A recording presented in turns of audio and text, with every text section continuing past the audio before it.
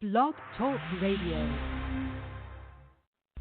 Here at ACO Radio, American Communications Online, or any affiliated stations or websites are not responsible for what guest hosts or call-ins may say. All programming is intended for informational and entertainment purposes only.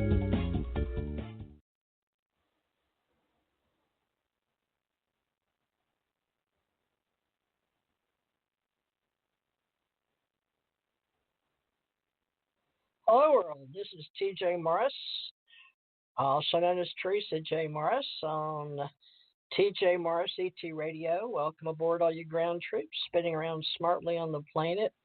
Hope you can hear me. I am doing this remote today, and as usual, we're going to talk about UFOs today with Jan Aldrich, one of the oldest ufologists, along with his colleagues and people that in the past we have crossed paths with or have worked with.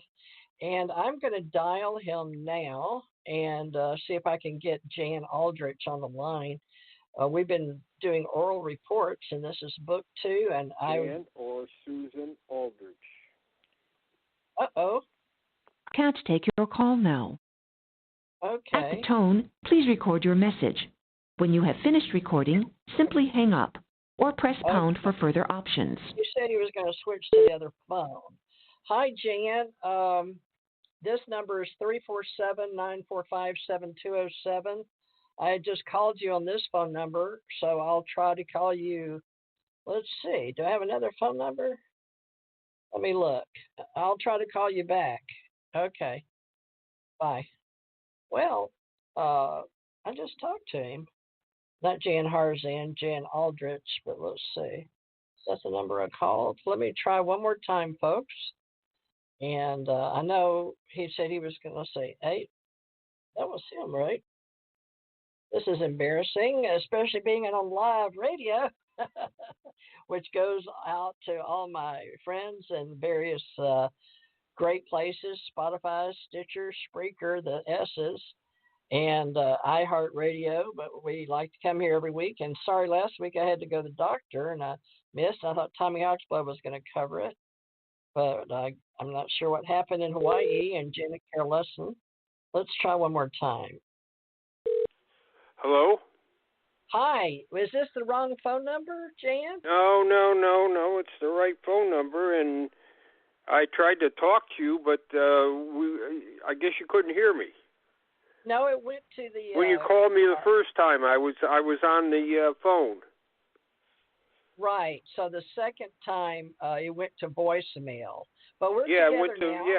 No, I was already on the phone. It just, I can't tell you what happened. Oh, okay. I see what you're saying. You didn't want. I had to click off to call you back. Oh, okay. Well, probably that's what I don't know. I have no idea. Okay, but you can hear me fine because I got you now. Equipment. Okay, I'm doing you remote today, so I didn't know if you. Is there a lot of confusion? But I apologize. It's January 21st, Tuesday, and this is our regular scheduled time. And I know we've been working together since at least last year, but. Maybe it was 2018. I don't know that we ever established that, but anyway, no, 2020. I think it was in the summertime. Summertime. All right. Yeah. Well, where would you like to get started? Because I'm sort of lost today, and we can do UFO Association, but today I've set up UFOs as usual.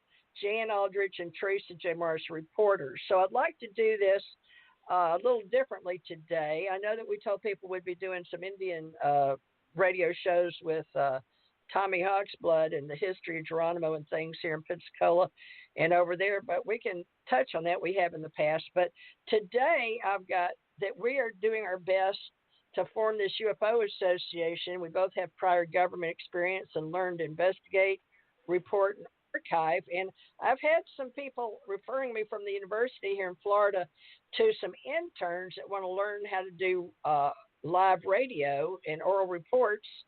But I told them they could join us in either, well, they're not professionals yet. So we have to set up a hobby association, Jan. And I thought today would be a good time for them to listen. It's a nonprofit radio station in Florida that's listening and at a university, a school, to learn how we build various associations and hobbies in the radio industry. They're more interested in the radio aspects of getting started as interns. So I didn't prepare you for this, but this is going to be more of a class on how we can bring people together and do oral reports. You just happen to have a topic of UFOs. I don't think they care about, but I was telling them they need to get together and form some topics because they're in their early 20s, right? And they don't have a lot of like over 50 write a book report or write a book or even an article yet.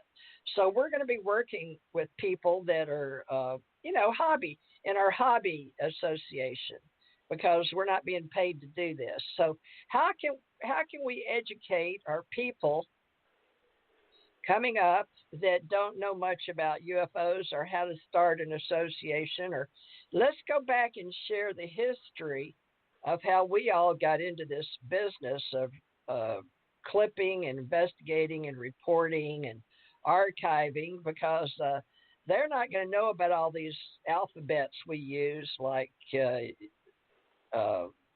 MUFON or excuse me, they're not going to know about CUFOs or CUFO. And we've got websites. I've got several and you've got several. But let's just get started. So why don't you introduce yourself and tell people about your background, Jan? Well, I'm Jan Aldrich.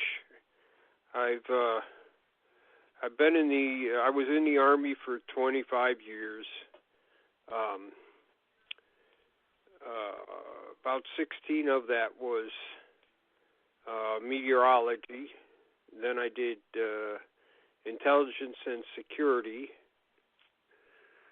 and then I did a little personnel work as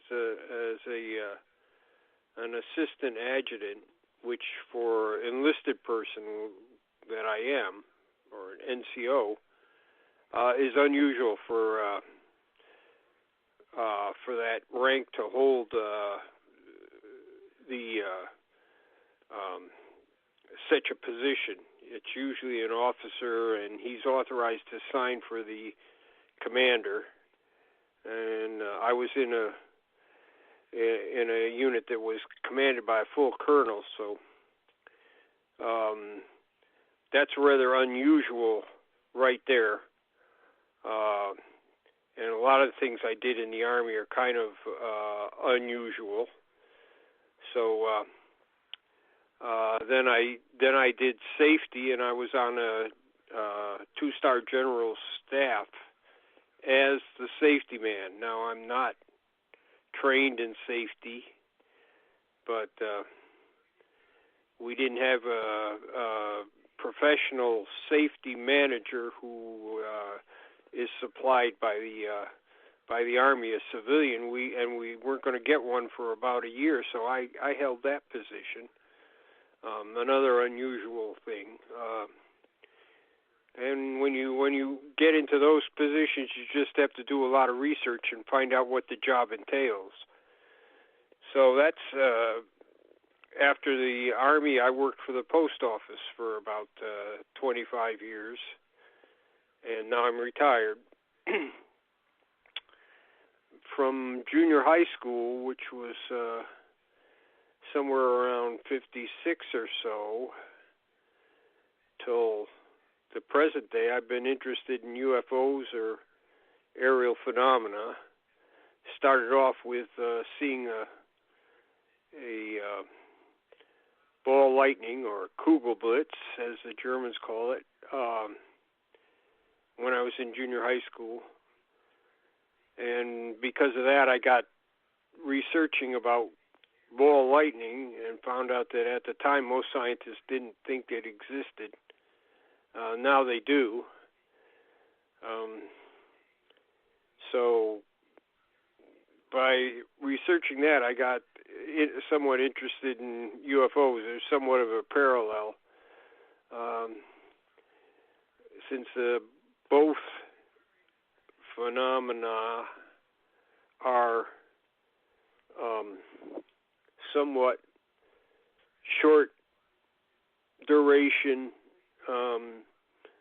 have very few reliable photographs. There seems to be a parallel there, and that's kind of how I got interested in UFOs. So I've been interested in UFOs for almost over 50 years. Let's put it that way. Now,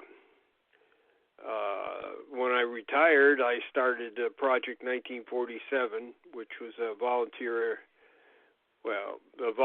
effort to go back into the history of UFOs and find out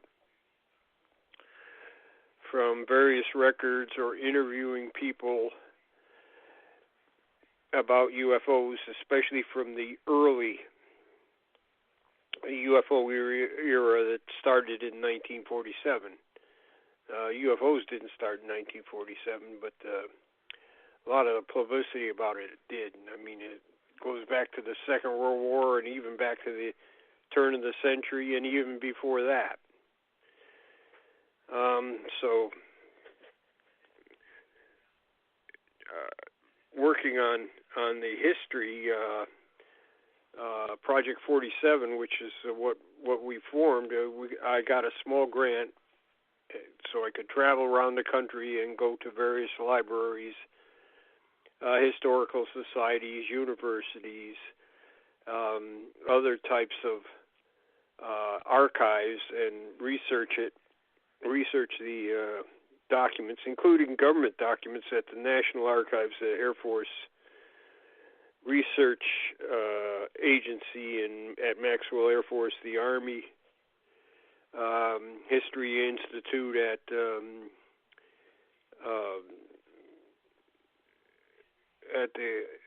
in Pennsylvania, at the Carlisle Barracks, and other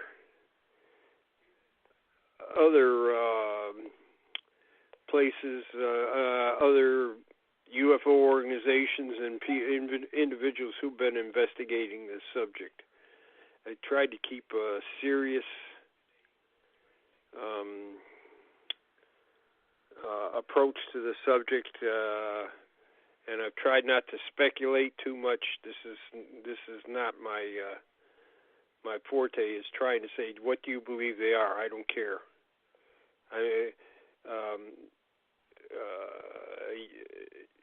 UFOs may not even exist, but the people that studied them, wrote about them, and investigated them do exist. So as far as history, we could talk about, Donald E. Keough was head of NICAP, a UFO organization with over 10,000 people at one time, or the Air Force. I mean, the Air Force definitely exists. So that's my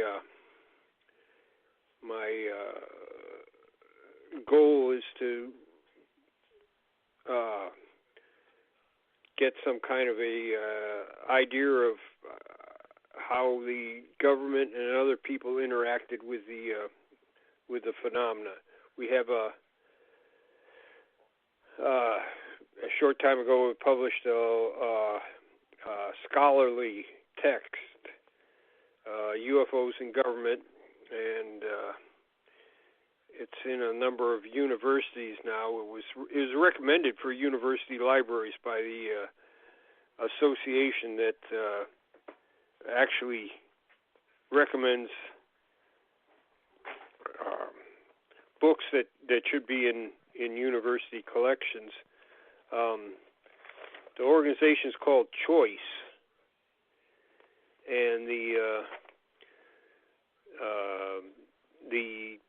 section on social and behavior scientists, histories and geographic and area studies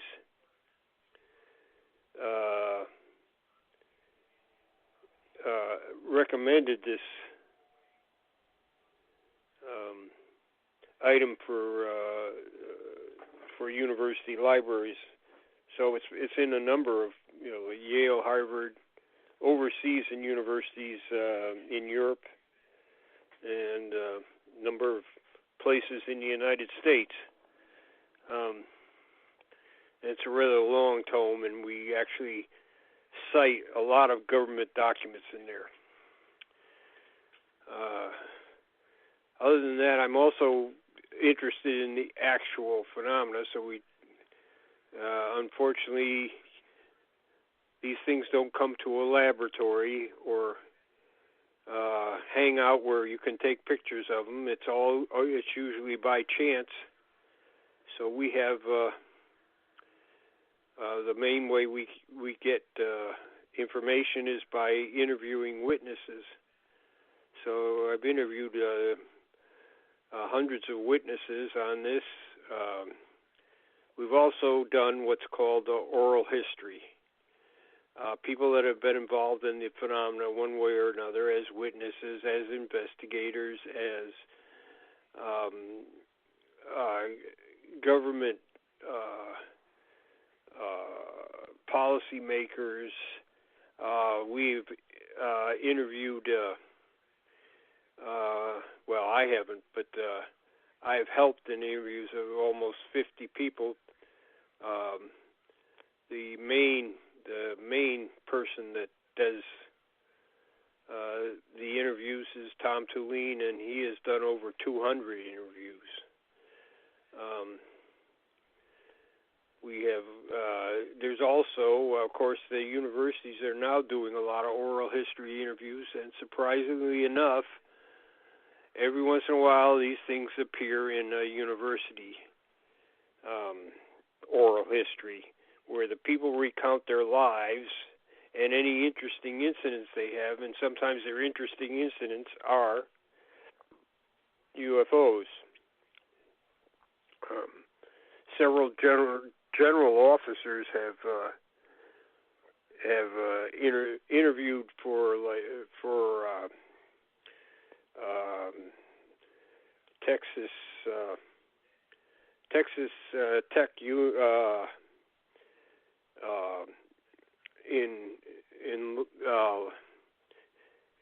West Texas there, and there's a fairly big library archives which has a pretty impressive collection of UFOs. So does Rice University in Texas. The University of New Mexico is setting up their own archives on UFOs. So it is receiving some serious attention now from academics.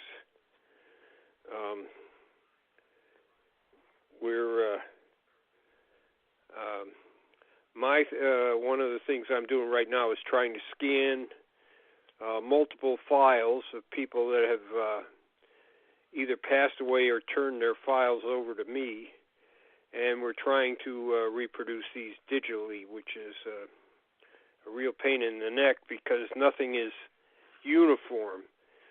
Some people use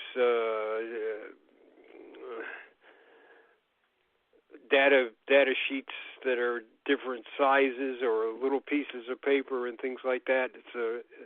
And then, of course, what we have is one of the main sources is newspapers, and doing researches in newspapers back to in 1947 when there were 11,000 newspapers in North America. We've screened a number of newspapers, which I had to do by going to individual states and going to the Historical Society, but now you can do it online for those that are online. But there's still many that aren't online, so you have to go and visit places and dig these things out. I'm planning to go to Yale later on this year, and they have a large collection of South African newspapers, which I have to scan by looking at each day's newspaper and reading through there. Also, after you get things more or less, you get your interviews or newspaper clippings or journal articles. Try to put some of these in some kind of order and look for repeating patterns. Right now, one of the things I'm looking for right in front of me is electromagnetic interference from these things, and in the one of the UFO publications that's fairly good, called the UFO Evidence, edited by Richard Hall back in '64. He had slightly over 100 accounts of these electromagnetic interferences with radios and actually stopping vehicles, some doing something to make the vehicles stop, which we still are sort of puzzled by. And he had 100 of these things. Well, I've just updated his catalog, and just for the time frame of his catalog, which stopped in '63, I've already got 200. So managed to double that. And it's mostly from, like I say, interviews, newspaper clippings, reports from the Air Force Project, Blue Book, and other sources. So that's kind of an overview of what I've been doing since I've retired from the military. Okay, I was on mute. Well, we've got people that do know that they're professionals and get paid to investigate, and then we have paid journalists, investigative reporters, and journalists such as Linda Moulton Howe, and we've got various groups that have annual events, and Jan would like to have somehow annually our own professional and hobby association in the UFO businesses meet annually, but I can't really decide on one event because it seems to be each annual event has like International UFO Congress, or Bob Brown's been in the business over 25 years promoting this, and his partner was Wendell Stevens. Are you familiar with Wendell Stevens? Yes, I am. Can you tell us about him and anything about all these events where people gather, and how you watched them grow since you got out of the Army or started working? Maybe we should start at CUFOs or give people a little history of groups and how ours is starting in 2020. But we're going to try to combine all the good that you've learned on how to do it in 2020. So these kids in the university that are listening to us or want to join our hobby association, they may have time to go and collect stuff, and that's we're under education. But let's start with associations and how they started doing their events, because I'd like to meet you and have one annually somewhere, but it's been suggested we meet where we can both meet where there's an international airport. But we've got, Hawaii wants to meet with us, and then here we are in Pensacola, Florida area, where all the Blue Angels and all the Navy people. And then we've got the body, mind, health people that would like to meet with us because they're trying to pull in, integrative medicine and how it affects the psyche, whether you, like you said, whether you believe they exist or not, it's still part of our psyche. So this is a large, daunting task, Jan, but you've been doing it for so many years. You can see that there definitely need categories and topics and separate aisles at an event. So you want to help us get started? I know you can do a better annual event for both professional and hobbyists.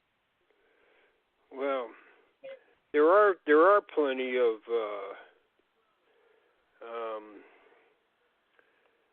so-called conferences. Usually they have some.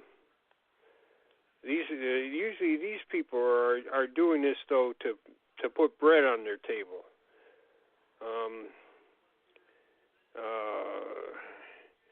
Everything that I have done, when I get any money, I put it right back into research and stuff. So this is not a paid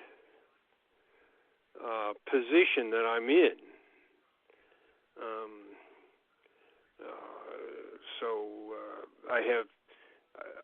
I've had grants from individuals and foundations to go ahead and go ahead and cover the work that I do, but I do not. I don't do this for money. Now, we have a lot of professional people here, or I want to say we have a lot of suspect people here who do this for money, and they attend conferences all over the country all year, and it's a source of income to them. I do this because the curiosity I have about the history and also the phenomenon. So my thing is a little different from some of these conferences they have, where they're trying to. Most of those people are trying to make a living out of this, which is problematic because a lot of people exploit this subject. It's one that appears to be a target of various jokesters, hoaxsters, and people that think that this is a money-generating type of activity. So I would be at odds with those kind of people. Continue to just try to find new things that are in the record, or run down people that have been in the subject and actually ask them about their experiences.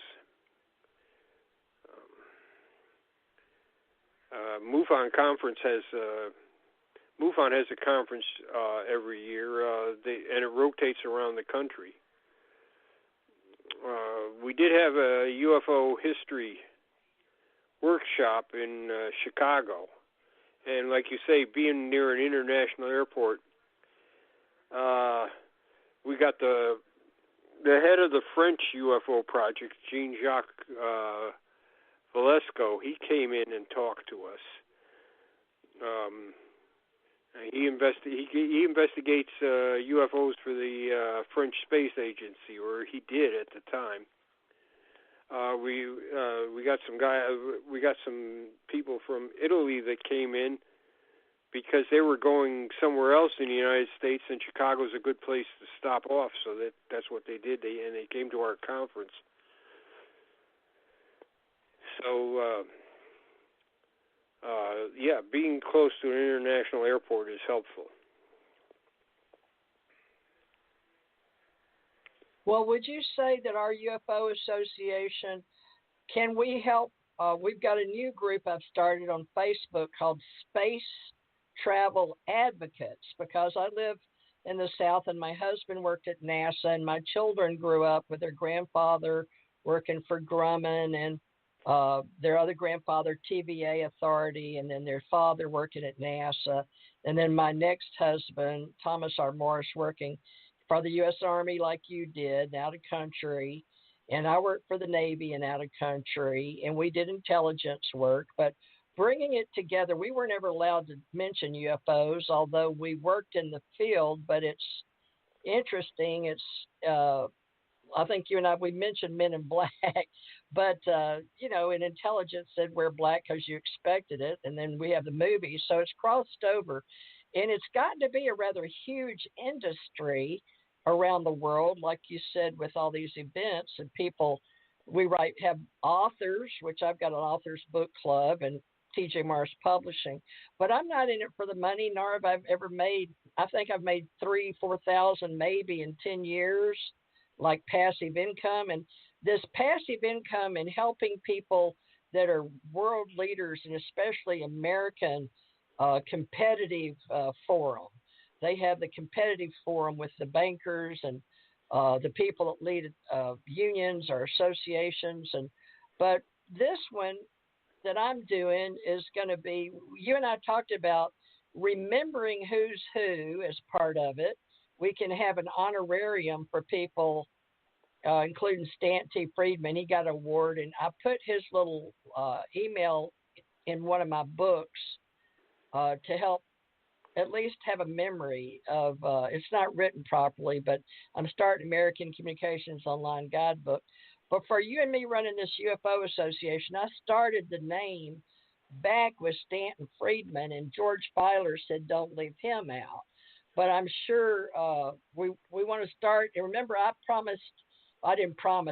agreed to help J. Allen Hynek. So a lot of people might not know that we have a history, even though we're starting officially in 2020. You and I probably started last year, but we've just been doing radio shows like book 1, and this is part of book 2, to get oral reports so we can start letting people. We don't want this information to go away, folks, and it takes so much time to write and remember all the people. So we're doing this off the cuff, but we do want a professional association for people business to business, and we want a hobby association so we can train and intern people that will come and help people like Jan here that needs scanners and clippers and people in your area around the world to go and get reports. So it's a huge task, but I'm doing my best. At least let's get organized with Jan and use him and also Barry Greenwood and his friends to help us get this hobby association. It may change to UAP Association, we don't know, but under UFO Association was what I agreed to. But I told J. Allen Hynek I'd keep up the business, but I couldn't at the time because I was still wearing a uniform. But now that I'm retired and I've got time and my husband's passed and my daughter's passed, to work with Jan and to do this because I already did radio anyway. So how do we bring all our future content and get it archived in our cyberspace? And right now, Jan and I both pay for our own websites, and we've got our own people, but we're trying to pull this together. Now, Jan, you go to an annual meeting anyway in Chicago, but that closed meeting, we can invite our new hobbyists or trainees or interns from the universities, but we can get them to have hobby associations. Right now, I'm starting a radio club here in Florida in the Panhandle to help train some people in radio, but they don't have anything to talk about. But some of them said they were interested in UFOs, but they don't know how to do any of this. So we're just going to do ACO club for right now, and then when people are interested in a topic, we'll put them in that hobby association, which may be UFO association, right? Now, you can help us separate. I don't know if you want to say UFO association is a hobby association, but since we're not paid, we're volunteers. So how do we deal with that? It's still a hobby to you, isn't it?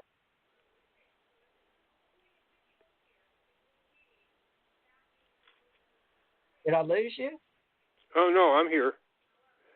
So, okay, but you're a hobbyist, but we need to get it. We can do the who's who. I don't mind putting people in a directory, but we have to decide what association to put them in. And I guess they'll tell us if they're a professional or a hobbyist, right? Let's well, say I'm Richard. I'm a historian. I graduated with a history degree, so that's one of the reasons I do UFO history, because it's I have some experience in and some education involved in history, so that's one thing. And Well, where would we put you? Would we put you in a professional based on our? Well, there are, how can you say who is a professional? Usually a professional is somebody that's salaried. Well, we need to. I'm saying that. Yeah, let me look and see what the difference. Professional. I'm going to look it up. Professional associations versus. This is just. I don't know. I just don't want the responsibility in hobby associations. So maybe you can help me decide professional and hobby associations. ACO Professional Association says professional and hobby associations. Okay, so what is the difference? That's something, if people do it as passive, there's an in-between too. Let me see what passive income is. Earn passive income. I think that's what a lot of these people do at these UFO congresses. They're not really making a living at it, but because they make $1, are they considered professionals? So this is at the education level. Passive income that requires little to no effort to earn and maintain. It is called progressive passive income when the earner expends little effort to grow the income. Example of passive income includes rental income and any business activity in which the earner does not materially participate. How do you materially? Wow, now we're getting into ontology and epistemology and the study of words. Wow. Okay. Well, how will we know, Jan? Can you write up? Do y'all have anything written up already for CUFOs and MUFON? But we need one for our professional, our hobby, or both. An association, UFO association. We're not professional. We're not a hobby. Or what are we? What are you and I? I don't know. I consider myself a professional because I'll put my knowledge up against anybody's. Now, I just talked to this Canadian professor in Canada is writing a book about UFOs, and we had exchange about he wanted certain information, and he's talking about this Julian Hennessy in Europe, and he says, well, do you know Julian Hennessy? I said, yes, quite well. And he says, well, he's a UFO buff, right? He's a UFO hobbyist. And I said, no, he probably knows more than, even if you've been working on your book for a couple of years, I think he knows more than you do. Whoa. And then he, what he was researching was there was a document written in 1948 that said the UFOs were probably interplanetary vehicles by the Air Force. It was an internal document. It never became an official document, but it was in there. So he says, well, this is just a legend, right? There's no information that proves that. And I said, yes, there is. Now, it's secondary and tertiary sources, because not only was a report written up, but the UFO project at the time also had to send in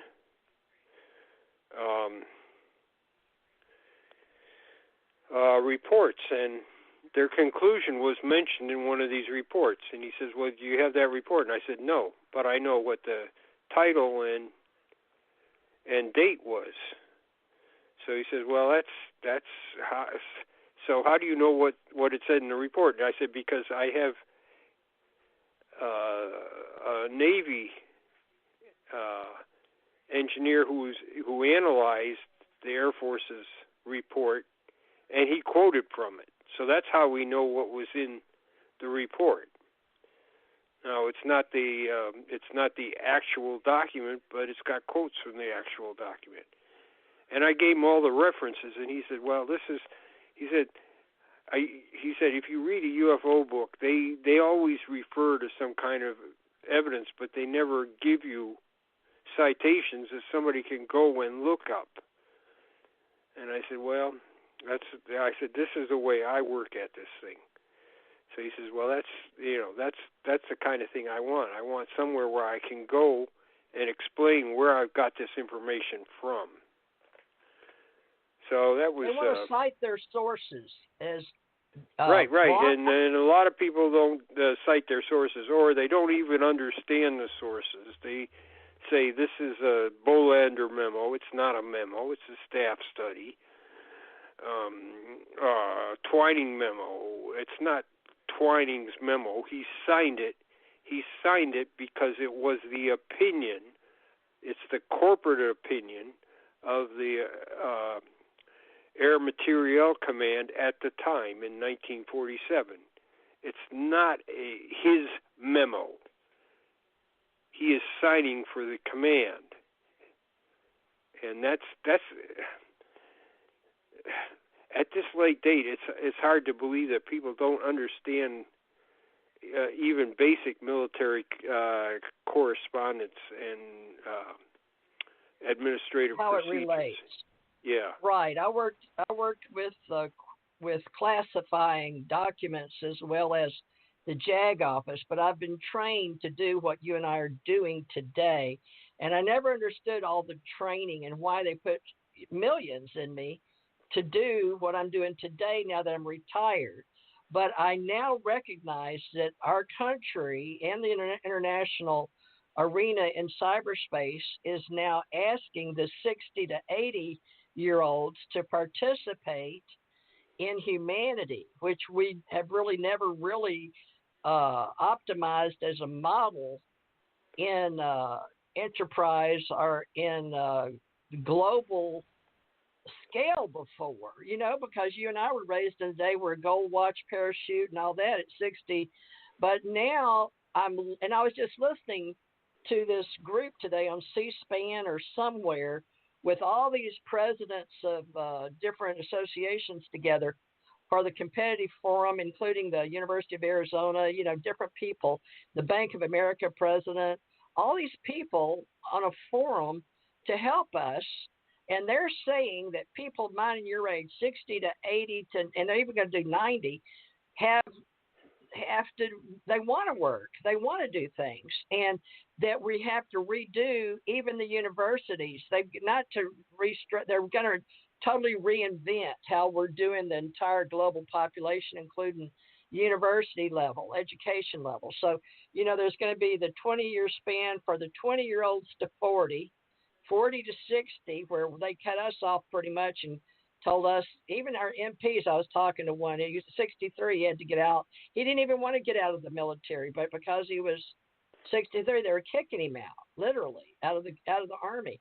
So there's 60 to 80 now that some of them are still fit, and they were talking about. And I've got, a doctor that teaches yoga and anthropology, and he has a master in psychology in Hawaii that's in my age Folklife Society. They study history, but from a anthropology type of window.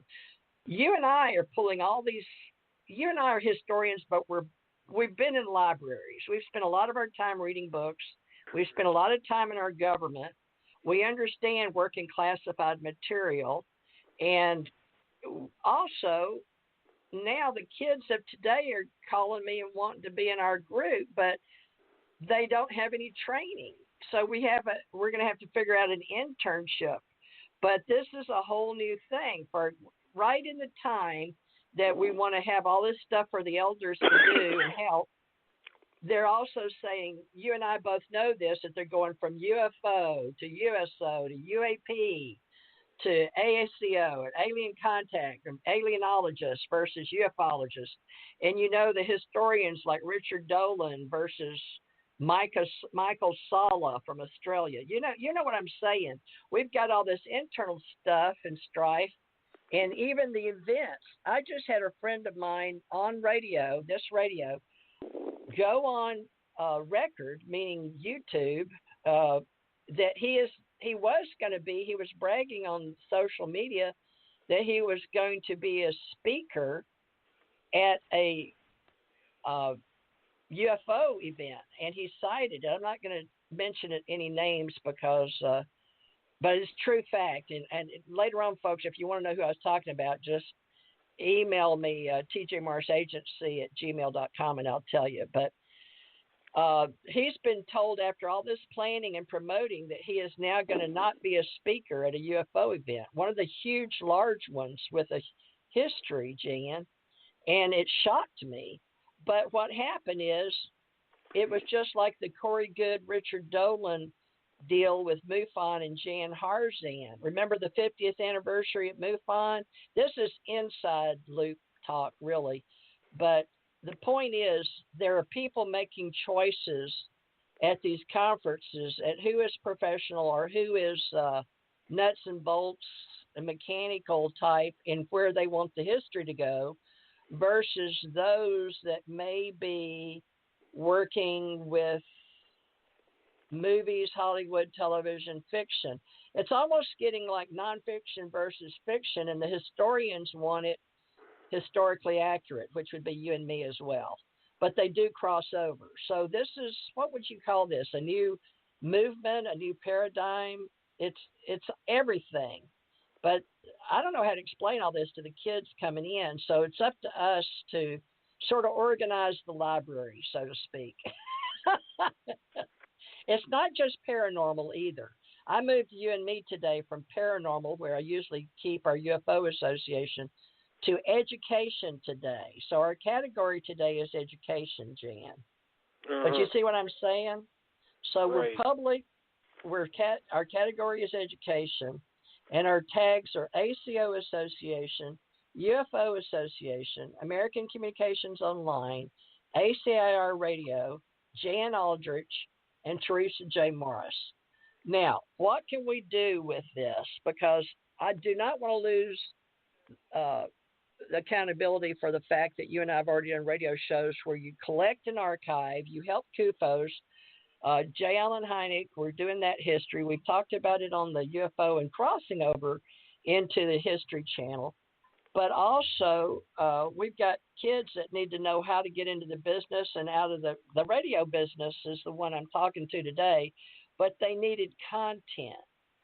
So you were elected because I was called today for the university and for the two people to listen to us today, to train in radio. But I'm not using my radio voice so much. But the thing is, you've got to have the content right. And now they want to join and be interned into association into radio.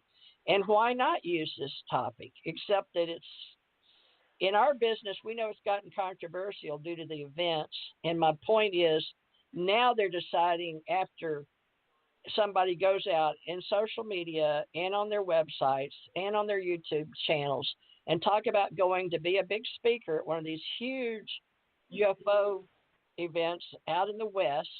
And now he's not going to go because it's the owner's right to decide, okay, well, we've decided not to have you as a speaker. But this is what you and I can address with our new founded interest in bringing all this together, but recognizing the old guys, who's who, in our web directory, who's who directory. So there's a need for what you and I are doing right now, Jan. I just want you to know that. But we can't decide who will and won't be speakers, but there's a flavor of who's professional and who's doing it just for a hobby. So go back to that phone call today. You were talking with that man.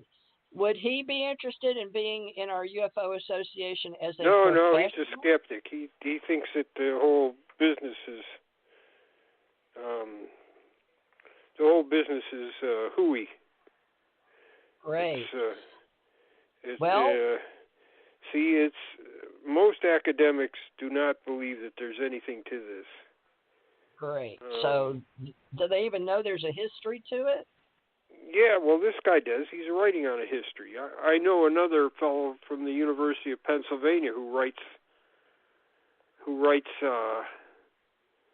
on this, and he has a grant from the Smithsonian to do a history book on UFOs. But I know that he's going to approach it from the idea that there is nothing to it. Great. So this is affecting history. This is the way that you talk about professionals. The professionals do not figure that there is anything to this. So they're already going in biased. You can't. How do you get a grant and be biased? Aren't they supposed to be unbiased? Well, I told him. I said I had a long talk with him, and I said, look, the Smithsonian is anti-UFO. So how are you going to do this? And he says, well, I don't care because my credentials are established. But he said my approach is not that this is an important topic to today's culture. That it's just it is. It's part of who we are. Well, you can say that, but the consensus is that it is not. Well, what about our space travel advocates? We're just starting that. I've gotten a call to do space travel advocates because these kids don't understand why from NASA, my own kids, I can't even explain why we dropped the ball in 1973. They're like, what happened? Dad died, and there's pictures in NASA here in Florida on the wall. But, Mom, why aren't we going in space and Mars and all that? So do we join the Mars Society and all those people want us to go to Mars? Or the space travel advocacy is about us getting in space, and it's going to be a social media group. But still, there's a lot of people that believe in Star Trek and movies and going to Mars. And there's been plenty of people that worked with Lockheed. And, I don't know the guy's name. You may know it, but he started a Mars Society or something. And then Ken Johnston was chosen, or one of the older guys that was in that Mars One astronaut program or whatever, where they were picking people, and he was in their finals to go to Mars. And, these groups that go out in the mountains and play Walk on Mars out west, So what do they do with all those people? They have different societies. They're not all crazy. They're just wanting to work with getting us to, they don't have to work for NASA or Grumman or Lockheed, but a lot of these space agencies, they're competing now, I guess, with Elon Musk and who's the Virgin Airlines, Sir Richard Branson, different people like that, if that makes any sense. Exploring space and UFOs are two different things. And so that's...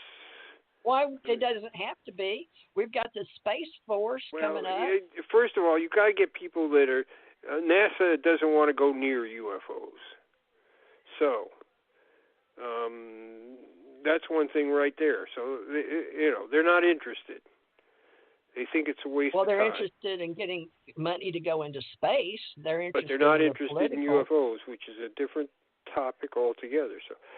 So now the UFC, so our ACO club or whatever I've got going on, American Communications Online, trying to deal with all the red tape, seems like I've always had to do this. I've always had to separate everything, but it gets to be so costly because it's like religion. I can't get everybody in the same church or on the same Theosophical Society.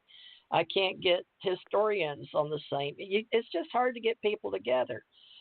Well, like I said, UFOs is not a reputable topic for discussion. Now, I say it is. And my argument is that it doesn't matter if UFOs exist or not. That there's a long history of people writing, studying, being involved in government programs, and you can study that. Well, how do we separate science and history? Like you said, NASA, but look at the History Channel. But people are talking look at the History Channel. Look at the History Channel. What a piece of junk. What a terrible organization. They used to actually make good documentaries. Every one of those documentaries, or every one of the Project Blue Book things that they've done about Hynek has been a stupid, absolutely stupid. Has nothing to do with history. It's more entertainment. It's like it's entertainment. It's just entertainment. Now, Hynek didn't do anything like that. Now his son, who was not interested in UFOs when Hynek was alive, is giving his okay to everything. So they're using his son as the expert. Yeah, sort of. And I've always said that Hynek had an interesting life, and if you actually told the truth instead of a couple of jerk writers coming up with some kind of a script. Yeah. It's not a documentary. A rather bad science fiction. If you actually look at some of the things that Hynek did during his life, or some of the cases he investigated, you could do that, and it'd be more interesting than, like I say, these hack writers. Wow. So and I talked to some of them, and I told them, I said, "What are you doing?" "Well, you got to understand, it's entertainment." I said, "No, you're purporting. You started out saying this is what happened with Dr. Hynek." I said, "No, he didn't even, half the cases they have him investigating, he didn't even touch." Wow. But he did all kinds of things that were really interesting, and like I said, he almost got killed in South America. Now that seems to be something you could make a show out of. And you could just tell the truth, and it's fantastic enough like that. But no, so we've got to say our honorable people like the Lieutenant Gorman in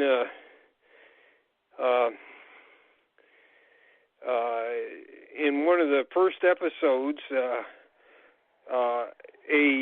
a case that Hynek did not investigate. He didn't investigate that. He didn't go out there and talk to Gorman. They got Gorman going crazy, that's what you're saying. and holding his wife hostage. Give me a break. Oh my, no. It's terrible. It's terrible. So people, okay, so let's look at so that. So then how are you, if that's the kind of stuff that's presented as what we do, or what's happened, how do you get people to take this thing seriously? Especially academics. Okay. You can't. They're going to say, they're going to look at one of those episodes and say, "This is so silly. I don't want to be associated with it." Great. So here we are, historical documentation. So the History Channel is supposed to be doing history, but they're doing It looks like they're doing entertainment but now. It's not. It's they interviewed. Entertainment. They interviewed reality shows. Right. Well, it's not even that. It's not even that good. And like I said, Hynek's son is involved in that, and he wasn't when Hynek was alive. His children were not interested in what he was doing. So I'm sure he's getting some kind of consulting fee for this thing. They sent me a thing and said, "Would you come on at the end and talk about these cases?" I said, no, I won't. Because I'm validating what you do. So I'm not going to do that. I said, if you just take some time to look at the case, you can dramatize this so it's as interesting as anything you can make up in your mind. Okay, if you so really here we look go. at some of these cases. It's how people are spending the money and they're rewriting history, but not properly, and that's not fair to us Right. or our children. And now, I 60 saw a to 80 History Channel thing back about 10 years ago, and it had one of the Robert Billick, who was sort of the unofficial historian out at Wright-Patterson Air Force Base at the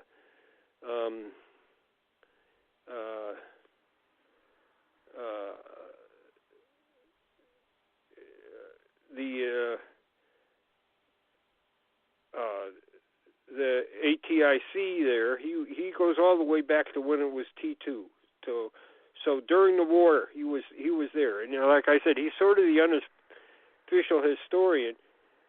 And just by seeing that thing, I learned a lot, because it was actually done as a history documentary about what happened out there as intelligence at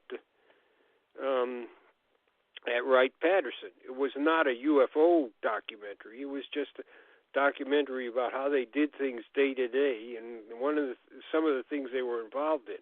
It was very interesting.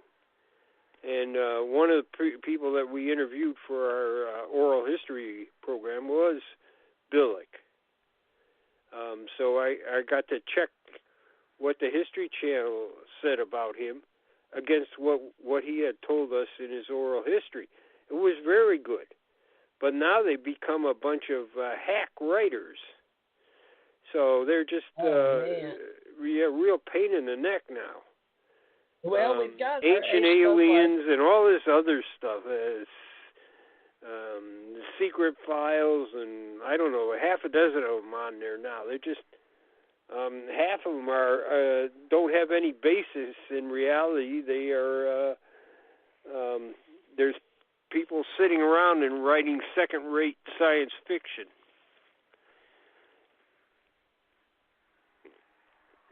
And that's not what I did. Now,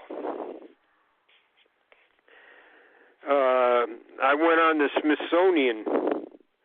Smithsonian had a multi-part UFO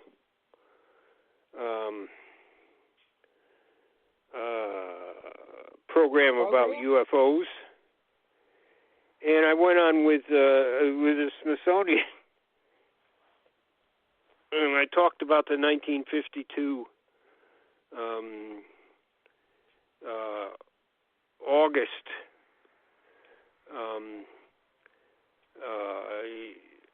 UFO sighting at Kirkland Air Force Base, New Mexico, when one of the pilots actually shot at a UFO. So it's in Ruppelt's book. It's one of his first chapters in there, and he talks about it. And so I went beyond what he said about it and researched it further. And we found, Tom and I found the intelligence officer that was present at the time, and we interviewed him. So now we know a little bit more about this. Now, Ruppelt discussed this at the Robertson panel at the CIA. Well, everybody thinks that there's nothing about the Robertson panel except whatever Frederick Durant wrote about it, and that's not true. One of the scientists actually made notes of what went on at the panel. Dr. Thornton Page kept notes, and Ruppelt told about the Kirkland Air Force Base thing, so this is another source of information about it. And so when the Smithsonian people started interviewing me on this, they just wanted me to read back to them give back to him what Ruppelt said. And I said, no, this is wrong. Ruppelt's got it wrong here. So how do you know? And I said, because we talked to the intelligence officer. We know what the heck was going on there. He was able to give us insight into what was happening at this sighting. So what Ruppelt wrote in his book, it's not exactly the way things happened. And I said, then we've got the notes from the scientist. And they were surprised because they just really, being the Smithsonian, of course, they're anti-UFO anyways. They were surprised. They said, how did you get this stuff? And I said, by research, a lot of research. We had to find the people that were involved, and luckily we were able to find the name, and then we looked throughout the country for this guy's name and called him up and asked him if he would interview with us, and he did. So that's how usually when we interview somebody, we don't just interview them about their intersection with UFOs. We interview them about their whole life. So it's usually about a 2-hour thing, maybe it's longer, where we talk to them,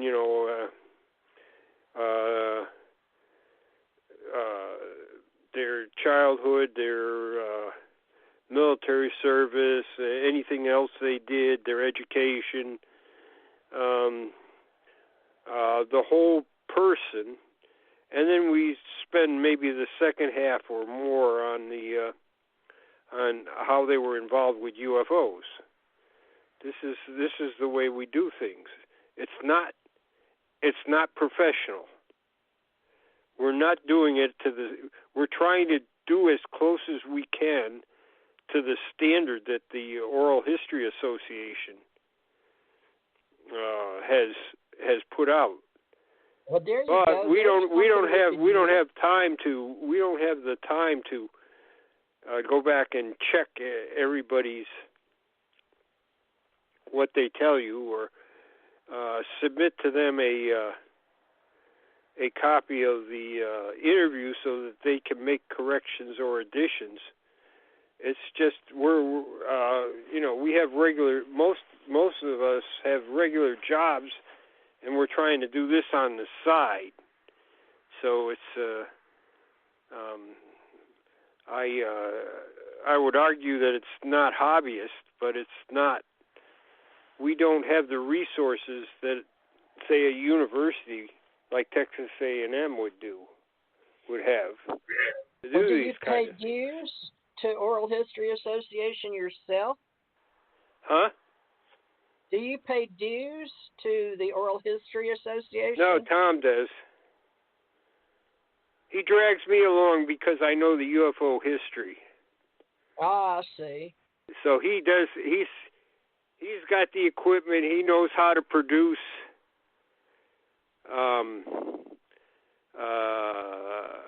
archives quality films,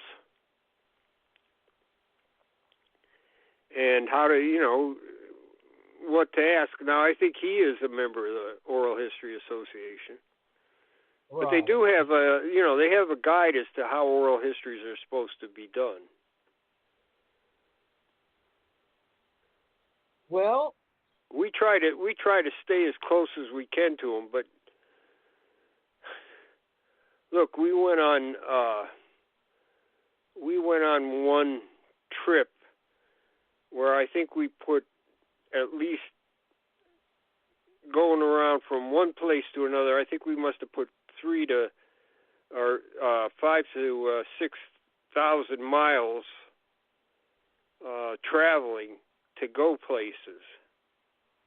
Wow. So we're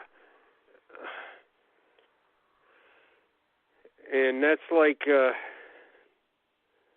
doing an oral history every 2 days. In the meantime, you're traveling and everything. So it's we try to be as close to the standards that they have, but unfortunately, we don't have the resources. Well, they to meet have the $35 a year is what the community practitioner. Now, general member is $100 a year. We can't charge that much, you and I. So, what do you want? Since you know OHA, you're going with Tom, but for what do you want to charge right now? Because just to give people a directory listing, and we'll look at yours, but we got $1, $2, and $5 a month for our radio club. What do you think about for our UFO Association club? But you'll have to help me list who's a practitioner. But today we're working for the students in the community, and we do this free. But we're going to try to train people how to organize, like whatever club or website they want to join. We can't decide for them. We're more of a management content group right now with oral history. Wow. Well, anyway, we can talk about that off air later, I guess, but it won't be much, folks. I'm interested in canals. Canals? Canals, the history of canals in the United States. Wow, so, like the Erie Canal. Yeah, the Erie Canal. So, wow. So you could take trips on the Erie Canal, but nice. But it's limited. You got to get a early reservation, and you got to do, I'll tell you what, the people that do the trip, they don't advertise very much. It must be mostly word of mouth or something like that. Or there used to be a canal here in Connecticut called the Farmington Canal, and it's now historical. There's not much of it left. It's just all ruins. But I went on a trip with people that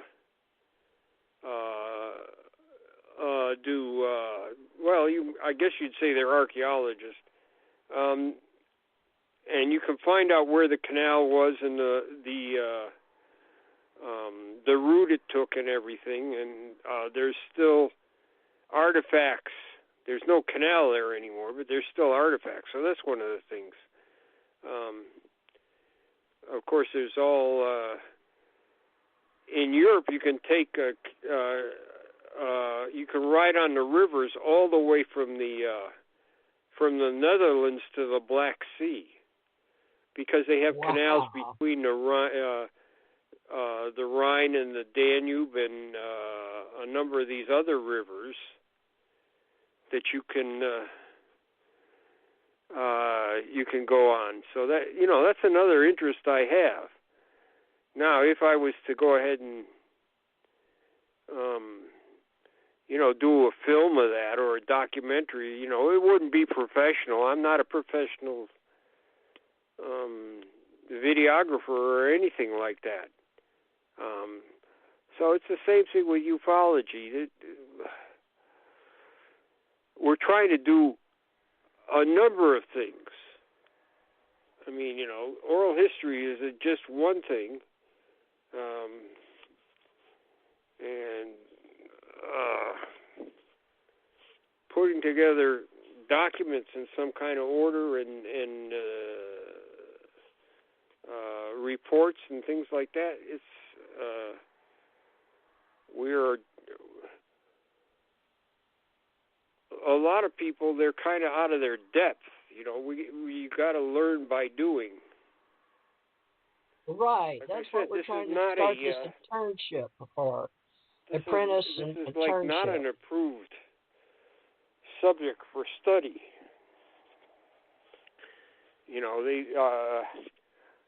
Many people in academia do not believe that we're serious or anything. And of course they get feedback from the outside. You talk about these conferences. The first thing we go to these conferences, what do you see? A statue of a gray. And so if you and I saw this at one of the MUFON conferences I went to. The local radio TV station came down to film some stuff about that. Now they're having a meeting on science in the other room about how to possibly set up a series of cameras to catch UFOs, and they're talking in the other room. But this guy, he saw that statue of the Gray, and he spent 20 minutes photographing it from going from all different angles. The seriousness is gone. Nothing is, he didn't look at anything else there. And it's only a minute or so on evening news, so, that's all he has to do. So he didn't talk about what was going on there. He was talking about this statue he saw. Billy Cox was talking about in one of his columns.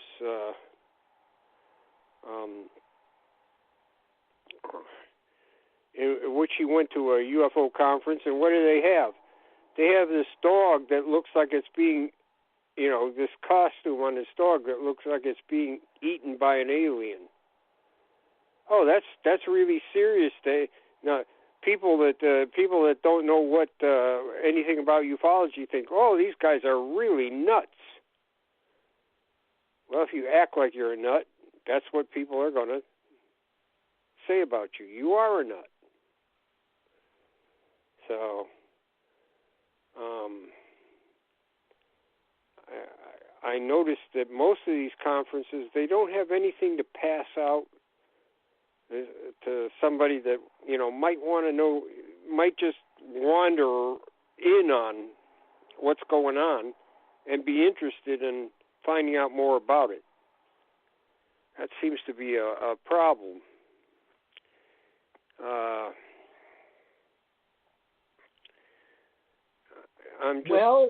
There's a big problem here, I think, about do we want to be serious or do we want this to be a joke? Well, what do you have any? We've got your website and your project, but you're not being paid by Smithsonian. So let's look at how we come together weekly on a radio show, and if we bring people on, some of them may be getting money from the Smithsonian and some don't. But as Ace Folklife Society, I started that based on my commitment to collecting stories in Kentucky up in the hills and working with International Bluegrass Music Association and Broadcast Music Incorporated, BMI, but I'm also a member of the Society of Professional Journalists. But I'm not a member of anything for an investigator anymore because that was my trade. But we can do ACO Press Club, but we're oral historians here. How do we want to present ACO Association? Do you want it to be a better practice, or do we want to have you and me the principles and use the, other practices? Because Ace Folklife Society, and then we have the Ascension Center organization for our spiritual science community. That's a whole topic in itself. But the UFO business, Janet's been taking more. Remember, Dr. Bruce Maccabee helped us set up the ACO for Alien Contact Org for the contactees. But at the same time, they had what was his name? Edgar Mitchell doing his group and the Psi stuff, and then Free came in, and then that guy Ray Hernandez took over Free. Janet and I were in that beginning. I've helped start a lot of organizations.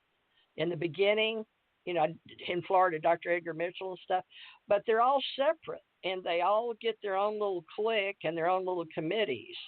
MUFON's got a board of directors, but you and I, we have to decide how we want to do all this. To answer your own question, you are the principal because Dr. Bruce Maccabee is still with us and always will be. He and Jan, an honorarium like Stan. But right now, everybody's dying, so we got to reestablish all this, because I work with videographers too, and then we have book authors, vendors. So in preparation for interviewing and preservation, we need access to oral records, which we're doing here, and then where we're going to keep the oral archives. So all this needs to go into, I guess, one club, and then decide on the divisions like a library, because we don't have a brick and mortar. You and I have discussed that for all our archives. We need one. But even CUFOS has so many by themselves. They need their own building. That's just one group. And this is a whole new group of people. Basically, you're already talking to people. I don't know if you're qualifying or disqualifying them, whether they'd want to be in our group. All we could do is ask. But how would we do skeptics? You know what I'm saying? If they hear this guy approaches you and says, I need your help, I'm writing this book, I need the information, and I'm going to get paid by Smithsonian because I got a grant. But you're helping them with information, which I'm sure you don't mind. But, you used to get money yourself. Like, look at Bigelow and MUFON and what is that group you're in? They used to pay you, but they don't anymore. What was that group? UFO groups. You know what I'm talking about? No, I got grants. Nobody ever paid me. Oh, a grant. Okay, yeah, but I mean, the Smithsonian gave me, $300, and that was mostly expenses and stuff. Okay, so you turn in. I told them. I said, look, that's usually what I tell people. I said, look, I don't want to come on a radio or television program with you, because what it's going to be, you're going to get a skeptic, and then you're going to get a believer. And I said, I'm not a believer. And I said, if you don't need a skeptic, I'm skeptical myself. But this is the only way you guys know how to do this kind of a program. You get one guy to talk about his side, and then you get somebody else that is completely opposite to talk about his side. I said, I don't want to play cowboys and Indians. I'm way beyond that. That's 6 years old. I said, if you want to hear about what I've done in my research, that's fine. I said, I am very skeptical when I do things. I don't accept everything. I check it over and over and over again.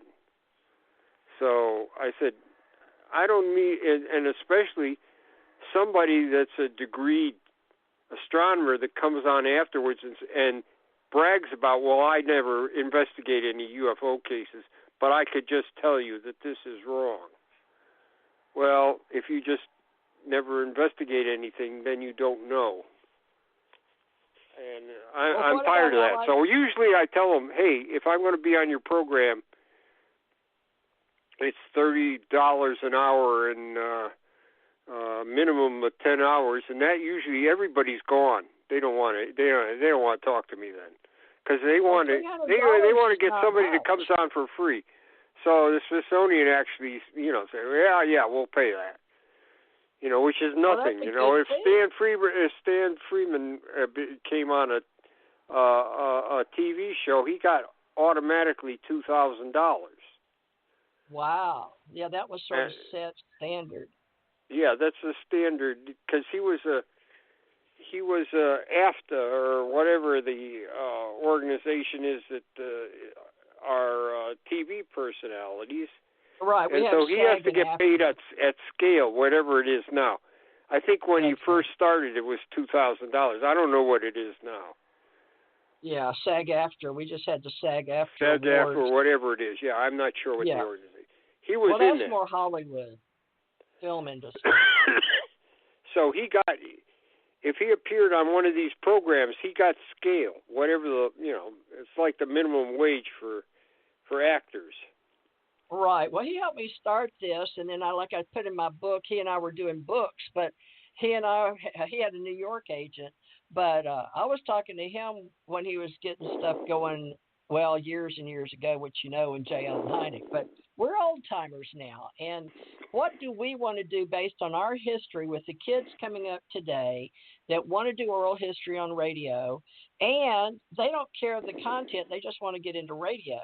But you didn't come to help me to do radio. I came to help you with the J. Allen Hynek and the CUFO stuff, because I sort of committed to J. Allen Hynek. But you committed, well, you and Barry Greenwood committed to help CUFO's the new director, right? Whoever, I don't even know who the new director is. I apologize. I keep forgetting his name. Mark Rodiger. Okay, but you still like helping him, right? Right. So. And I have yet to talk to him. I know you and I were going to have him on a radio show, but we'll plan one in the future once we get our act together here. I'm just going to use OHA for you and me right now. I'll put that on this website.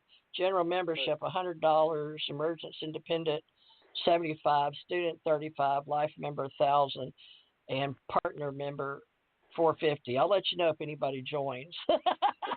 But I'll put it on today's show. That'll give us OHA model for starting something. So actually, I mean, you don't need much equipment to have a podcast or something. And that's how a lot of people start out, with a podcast. Okay.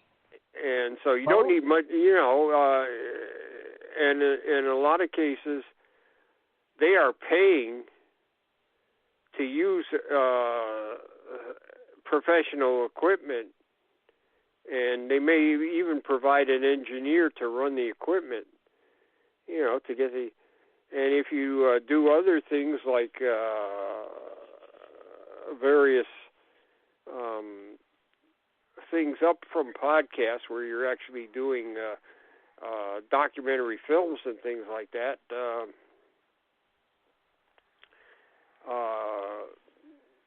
a lot of people just, you know, they just start out doing this. So, I mean, not everybody's a television reporter or anything.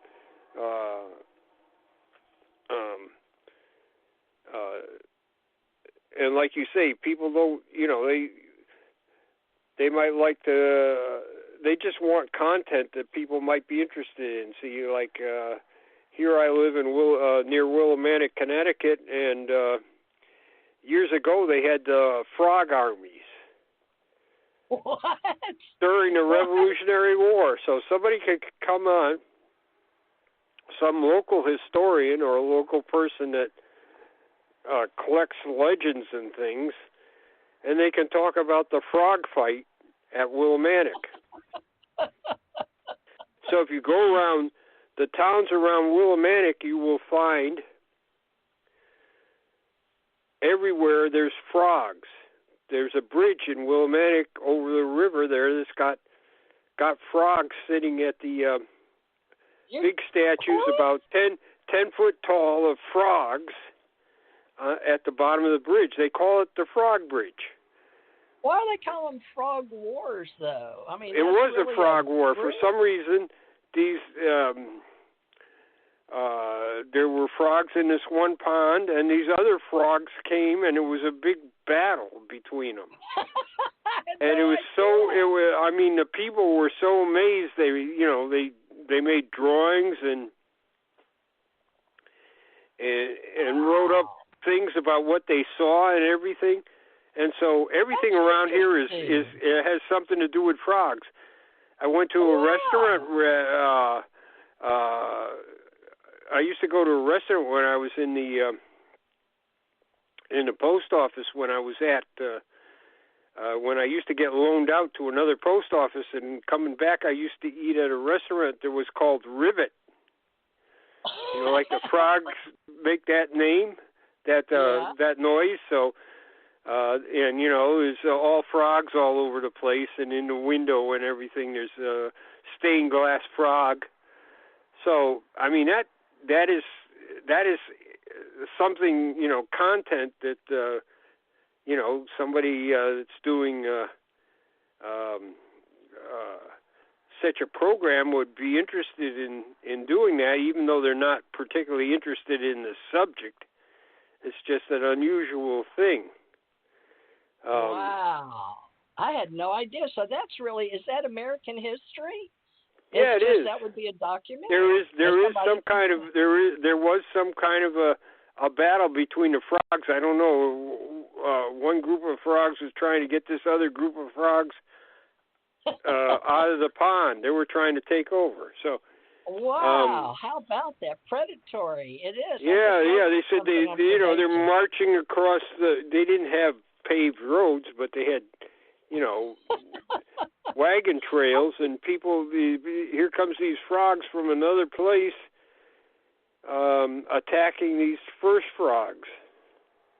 I've never heard of anything. It's called the Frog War. Wow. Yeah. So, that is awesome. So and all over Willimantic, everything's a frog. Everything's about frogs.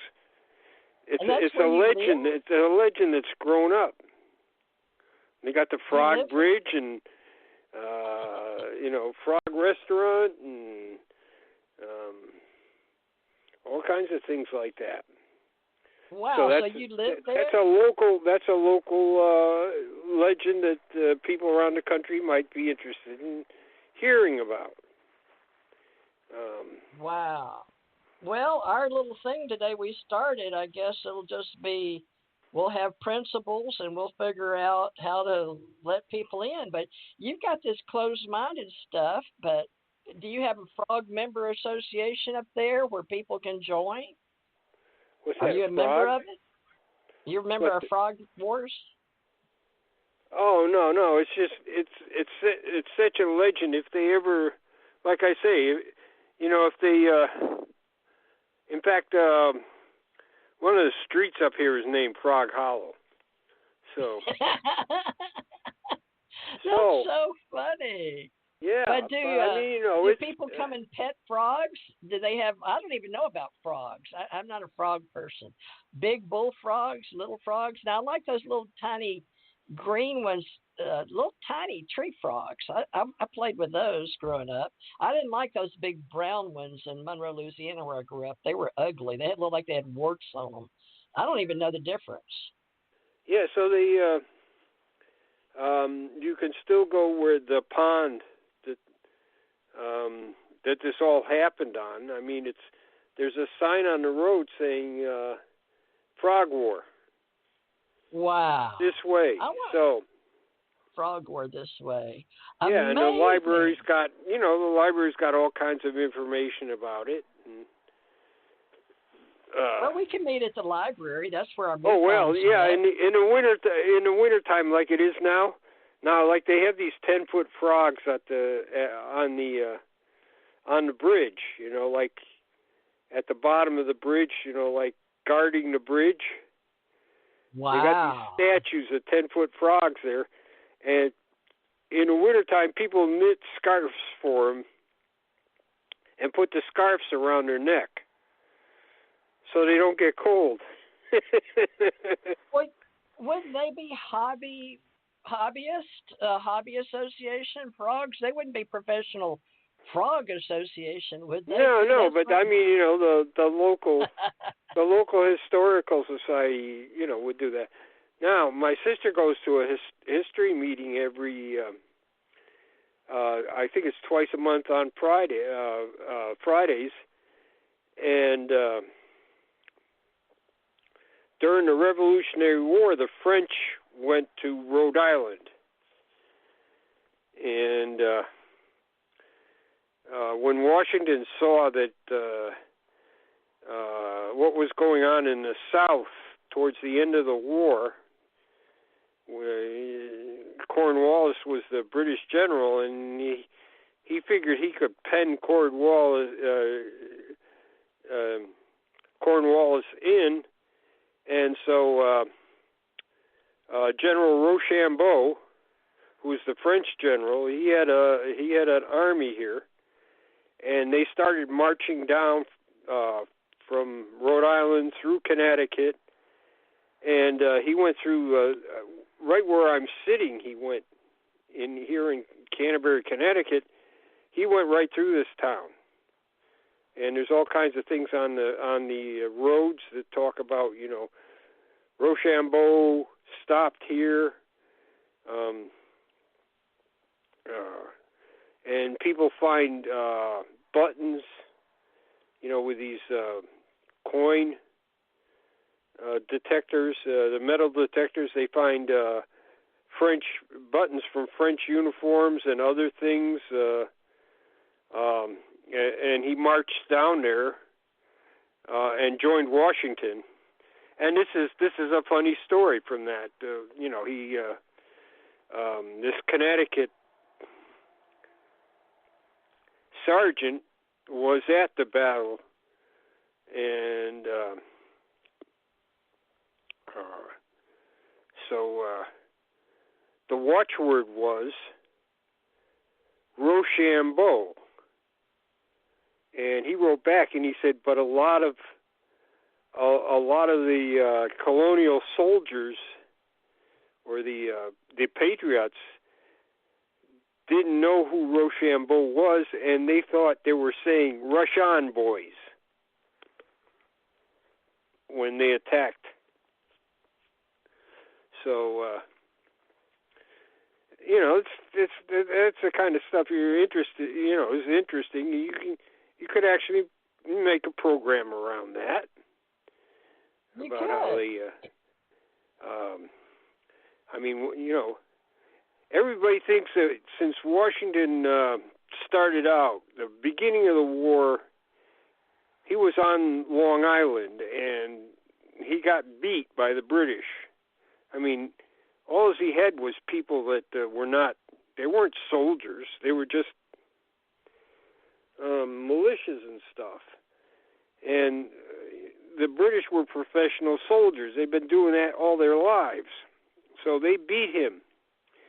And everybody says, oh, Washington lost that battle. He wasn't that good until the French got here and told him how to. No.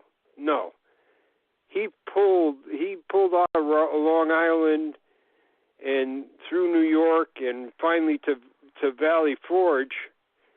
It was a brilliant campaign. He saved most of his army.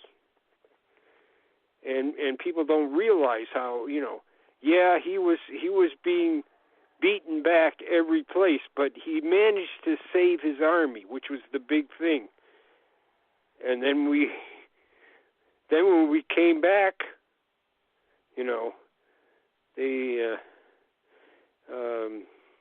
Alexander Hamilton and everything, when they crossed the Delaware, they had a little surprise for the British and the Germans. So that's things like that that's just one content that you could have, and there's other things. How do you make maple syrup? That might be a program, or so there. We've got Ace Folklife programs, but I don't know if that's Folklife. Maybe is Frogs Folklife history? I guess it's a legend. I mean, I'm sure that, there's a lot of embellishment to the Frog War. I'm quite sure. It's more like a legend than actual history. I mean, there is some actual history to it, but, it's more like that.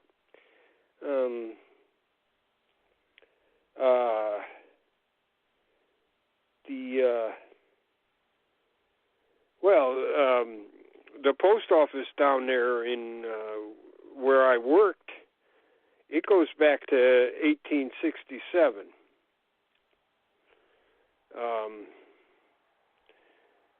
The building goes back to 1867. The post office moved around down there, but ended up in a building that was built in 1867. And next to it is an inn, and it used to be on the stagecoach run. So the stagecoach used to stop at the inn, and people could get out. And they had, even in those days, they had umbrellas at the, and they had a little outdoor thing where, in the summertime, people could sit outdoors and get a drink and, take a rest during the stagecoach run. And then during the Civil War, or after the Civil War, it became a sanatorium for the some of the wounded soldiers, and so there's all kinds of interesting things you can talk about like that, just anything. And that's what a lot of people do on these, podcasts and other things. They're just looking for content. They're not interested in the subject per se, like you said. Right. So we've got this one we've started as an oral history group, but it's mainly about UFOs. But you're a historian, and like you said, you're interested in canals. So we could do a weekly show besides this one, but we don't want to give up on the UFO history. Yeah. So I'm interested in railroads too. It's just I don't do much with that stuff now because I am, like I say, I'm getting towards the end, and I want to finish off scanning this stuff and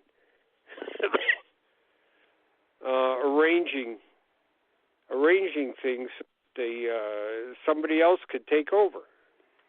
What do you think? When I leave, so it's the Allied Command Organization Oral History. It can be everything, can it? Or do you think it should be military only? I don't know. It's there's so many things about the military that are people don't know about. People don't, they just... Well, military history is one subject, like we write books, all right? Yeah. And it's not like, we can't supply the whole library, but we can tell them we're historians, and we specialize in paranormal or UFO really falls. But, it depends on how the larger... You think about it, History Channel covers UFOs, but now Travel Channel is doing UFO stories. Travel Channel. So Richard Hall used to write about women in the Army.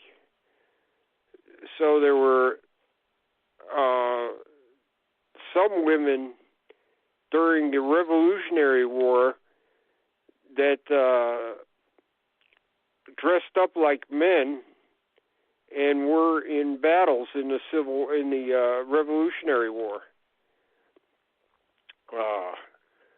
There was more than in the Civil War. There were a number of women that were actually, in the armies, both North. Well, I don't know about South, but I do know the North had. That's how Richard Hall got interested in. He did a biography of this one woman who was a soldier in the Civil War, and she hid it. She was able to hide herself from most of the men. They had no idea. Yeah, I've been known to do that.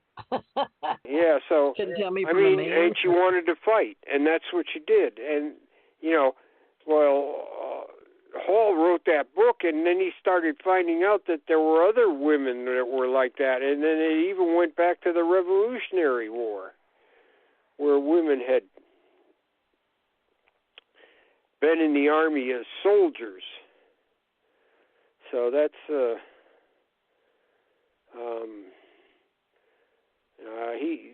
he wrote a couple of books on I can't remember the titles of it. This one is about, I think the title is something about deception or something. Anyways, I think there was about a dozen of them that he had researched.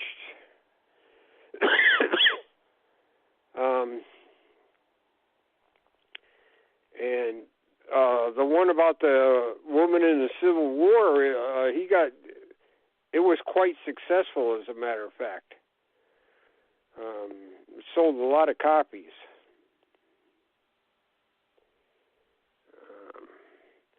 And so he went on a lot of programs just to talk about women disguising themselves so they could join the army.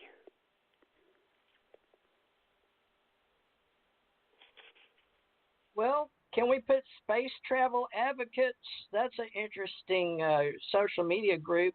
I don't know how many are in it. I put you in it, but you're about, I hope you're in it because you got the UFO things are blending over. I've got the UFO Secret Space Group, Allied Command, Military History, Alien Contact Orators History. That's the one with Bruce Maccabee, you know, the ACO that we're doing. But I guess we'll just have a general membership if anybody wants to join, and then we'll put them on the radio. You know, we'll give them a show. Right. We can give them an hour show as part of the benefits or something. I don't know. But you're only committed to 2 hours a week but you let me know if it grows or we start having people come in and want to do more, I'll let you know. Right.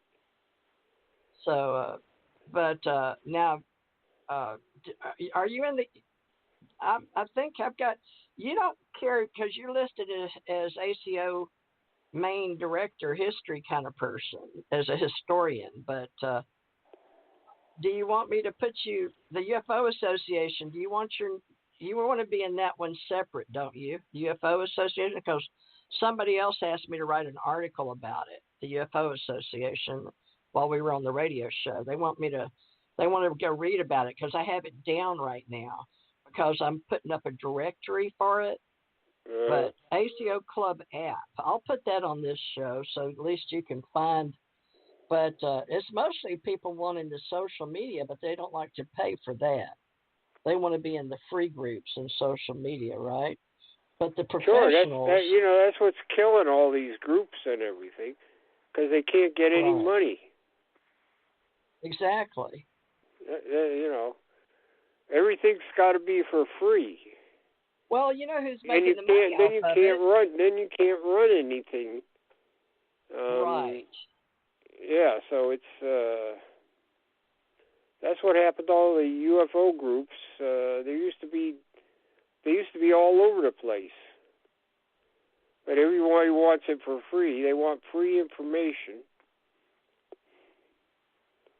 So all these little UFO journals all over the place, they went out of business. Right. Well, they got you and me right now, and Stan's gone. George Filer's got his nice archives out there, but he's always been a writer for MUFON and the newsletter. It was him and Stan back in 2008, and there was James Carrion, and then Jan Tarzan came in. And now it's much more professional with a California office, and Jan Tarzan gets paid, and a couple other people get paid, in the office. And then they have all their money for their annual events off of their website domain, what they get for membership, but they got international membership. Did the government really infiltrate that, or is that because Bigelow? Give us a story. Let's get back on the UFO. We got 9 minutes. Give us the story on Bigelow and MUFON, because you were in on that sign, MUFON, and what were the 3 groups that were helping Bigelow? The 3 organizations. Fund for UFO Research, Center for UFO Studies, and MUFON. There you go. So that's history right there, folks, right here. UFOs, as usual, Jan Aldrich and Theresa J. Morris, reporters, and we have. Go ahead. Now Bigelow just said he was gonna provide the money, and the coalition, the 3 groups, were gonna provide how it was spent. But Bigelow is not that kind of a person. He's got to have his finger in it somehow. So he let them do what they wanted to for a while, and then he just said, "Hey, well, I'm not going to give any more money unless you do what I want."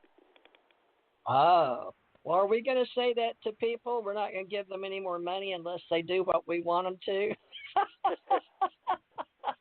Well, like I said, Bigelow didn't like my project at all. Okay. Why? So he was not. And Richard Hall did the 2nd volume of the UFO evidence from 1964 to 1995, I think it was. Well, do you know? Do you know Dr. Bruce? Not Bruce Maccabee, the other Bruce. He's been at UFO stuff. He's in our club, ACO club. What's his name? Dr. Bruce. Oh, do you know the one? He just did a book. Cornette. He's in. Yes. How'd you know that? I said I've been around for 50 years in UFOs, so I know a lot of things. May not know it right away now, the way my brain's working, but it's it's there.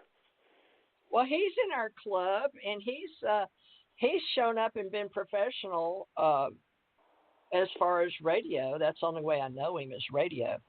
But he really liked Dr.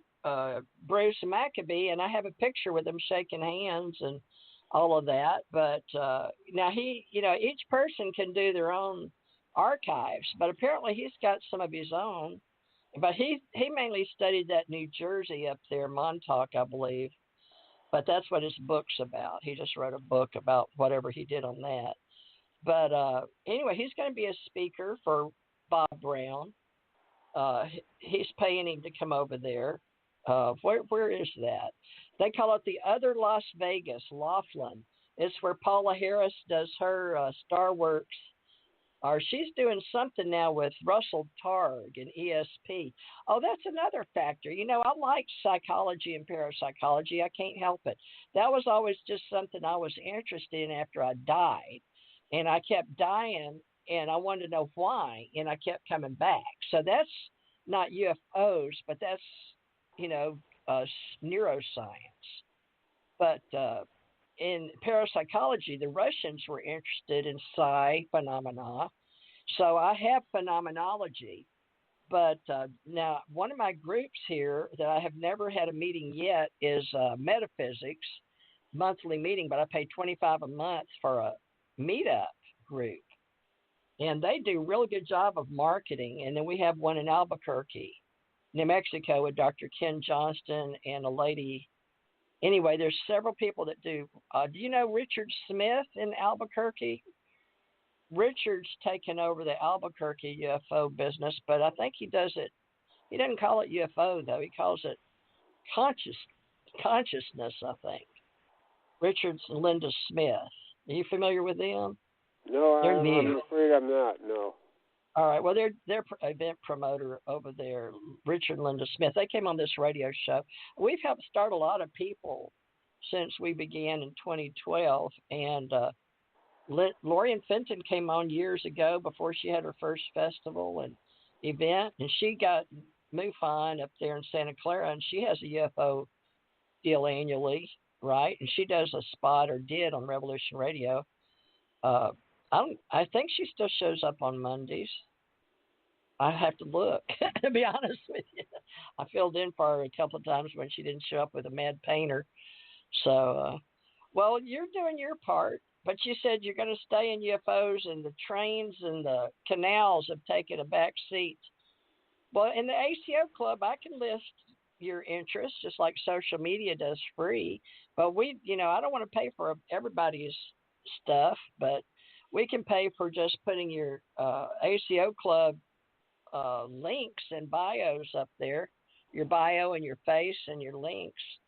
And then we're going to have oral reports, and I'll put this one, and I can go back and grab your books, oral reports, and put on your page. That'll be an acoclub.app, so write that down, and I'll put under your professional association, ACO Association for Allied Command Org. But I see if there's a place to list. It's a directory, and I'll see if I can list UFO Association as separate. Now, in this club, if they join general membership and they want in both directories, if they pay the general member, we don't care. We can put them. But if they're just paying my Patreon $1 or $2 a month, they just get their name and their link to help run this company or this community or whatever they call it these days in social media. I don't know with all the free ones. Let me see who this is. This may be Tommy. Let me see. Somebody called in at the last minute. Is that you, Tommy? Hello? Somebody just tuned in, but I can't hear them. That may be Tommy. But you're live and on the air, whoever you are. Hi, it's me, Ronnie. Who? It's me, Ronnie. Can you hear me? Oh, Ronnie Dawson? How y'all doing? Hey, this is Ronnie Dawson down in Texas. Yeah. Oh, okay. Yeah, you're in our club, right? Yeah, how are you doing? Oh, okay. Lonnie, this is Right. Jan. Jan Yeah, is I heard the you guys original. were talking about UFOs. Oh, okay. Okay. Yeah, Lonnie Dawson registered under Patreon, Jan, and he has a page on ACO, and he can help us decide too, Jan, at all the whether we put them both in UFO or. But Lonnie, you're new at history, right? You're in the with Dr. Bruce in Texas branch, right? I guess I'm not really sure. I joined this thing, so. All right. Well, this I is think Jan I am with Aldrich. Dr. Bruce, I believe. Jan, this is it Lonnie or Ronnie? Ronnie, isn't it? Yeah, Ronnie with the R. Okay, Right. Ronnie, this is Jan. He's our original director, like Dr. Bruce Maccabee used to be, and then we got your friend you've met. Now, Jan, Ronnie met Dr. Bruce. We were just talking about in El Paso at a UAP meeting they have there. Okay, and he's agreed to help us. He's a truck driver, but he's been to a couple events. He's been to Roswell. So Ronnie, I guess would like to have an annual event so you two can meet, and we'll talk about that more next week. But Ronnie, we'll do another show this week, but we do Fridays. Can you make Friday or not? I work during the day, so it would be late in the afternoon, yeah. Oh, okay. So it would you have to be late in the afternoon. It was 7 to 9 is Central, and you're on Mountain, aren't you? Mountain time? El Paso is Mountain, right? Well, we'll work it out. Jan, you can't do nights, can you? Yeah. You have to do that. I think, Jan, No, you have to do I'm Central. days, don't you? Oh, you're on no. Central? No, I don't. It doesn't matter. Okay, well, let's meet Friday 7 to 9. And can you make it Friday, Ronnie? We'll continue this, folks. I think I can. You want me to try to get in touch with you Friday or Saturday, Ronnie? I'm having trouble hearing you. Yeah, maybe it's like when we first tried to. Yes, I believe I can. Yeah, get started. Okay, sounds good. Yeah. Okay, well, Jan, Ronnie, just call me or email me, and we'll record right here with Jan. But let's try to get Friday nights go. Is Friday or Saturday better for you, Jan? We got some. Friday. Okay, let's keep with. Is 7 to 9 okay, Jan, for an evening? That's 8 to 10. But whose time zone? It'd be 8 to 10 yours. 8 to 10 Eastern. 8 to 10 Friday. Eastern. Okay.